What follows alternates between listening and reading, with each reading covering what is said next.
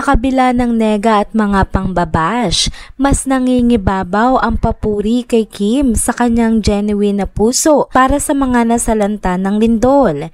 Blessings, back to back.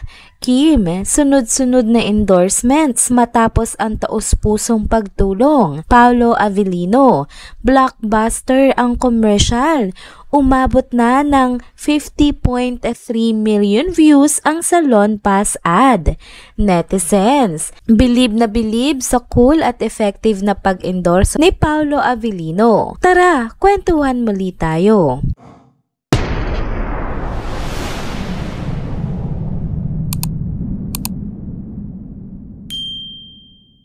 Hello mga ka-trenders! Welcome back muli sa ating channel. Kung bago pa lamang kayo dito, huwag nang kalimutang mag-like, mag-subscribe, at i-hit na rin ang bell notification para lagi kayong updated sa mga balitang trending at napapanahon. Mga ka-trenders, grabe usap-usapan pa din si Kim Chiu matapos nga ang kanyang mabilis na pagtulong sa mga kababayan niya sa Cebu na tinamaan ng lindol.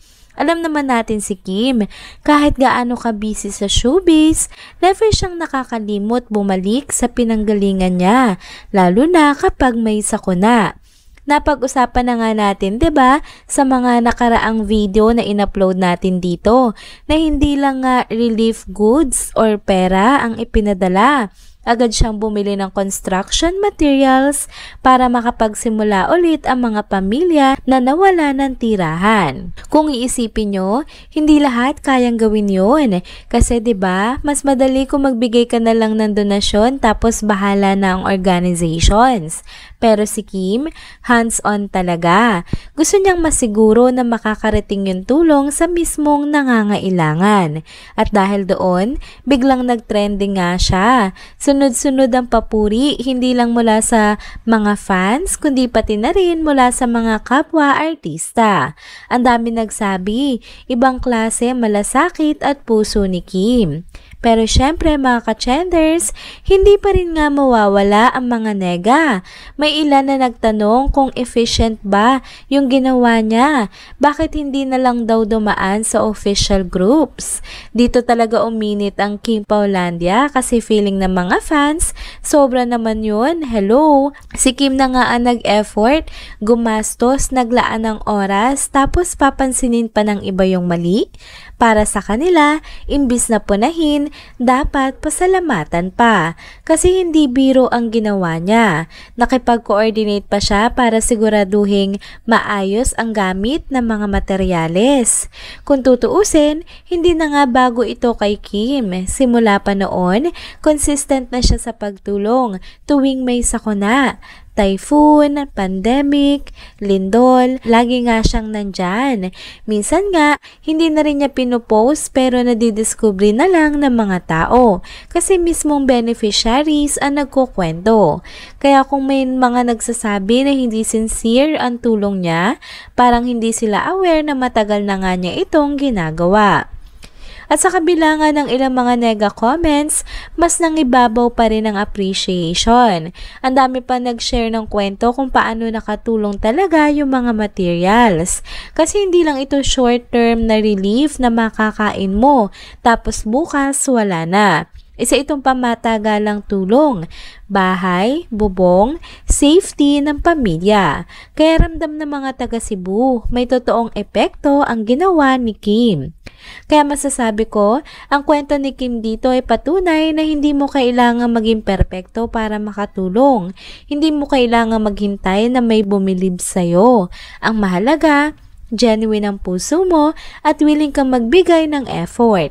At kahit anong sabihin ng iba, ang pinakamahalaga, yung mismong tinulungan niya ang nakakaramdam ng impact. Pero ito na nga mga ka-trenders, dahil sabi nga nila kapag may ginawang mabuti, kusaring babalik sa'yo ang blessings. At ayun na nga, sunod-sunod na naman ang biyayang dumating kay Kim. Hindi lang isa kundi dalawang malalaking endorsements ang lumabas. Una, kasama siya sa isang bonggang Shopee campaign. Ang fresh ng vibe, super bagay sa kanya yung energy. Tapos pangalawa naman, meron pa siyang project with Angel's product na talagang exciting at very relatable sa mga tao. Ang ganda lang ng timing, 'di ba? Habang siya nga ay abala sa pagtulong, biglang dumarating naman ang panibagong opportunity sa kanyang karera. At syempre, proud na proud ang mga fans. Ang sabi nga nila, deserve na deserve ni Kim lahat ng ito kasi hindi lang siya magaling na artista, kundi mabuting tao rin. Kaya parang double win, may blessing siya personally at professionally. Next topic naman tayo mga ka-chenders. Kung si Kim busy sa pagtulong at sunod-sunod na blessings, si Paolo Avellino naman hindi rin nagpapahuli. Grabe, umaariba rin ang karera niya lalo na sa endorsements din. Alam nyo ba na umabot na sa 50.3 million views ang Salon Pass ad niya online? Oo mga ka-chenders, hindi lang millions, kundi 50.3 million views na.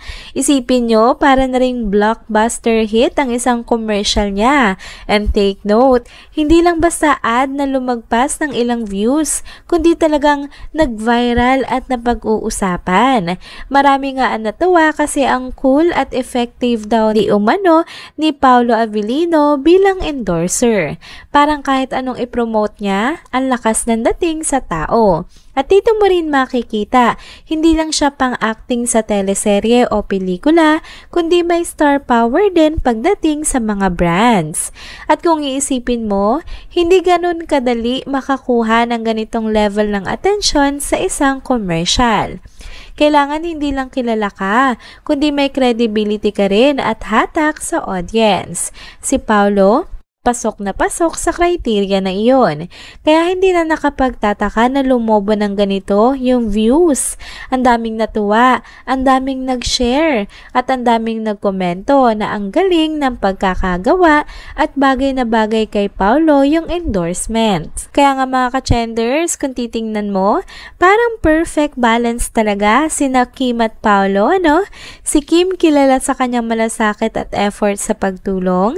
Si Paolo naman steady lang pero consistent sa success at endorsements. Kaya kahit magkaiba yung pinapatunayan nila sa mga panahong ito, pareho silang umaani ng respeto at suporta.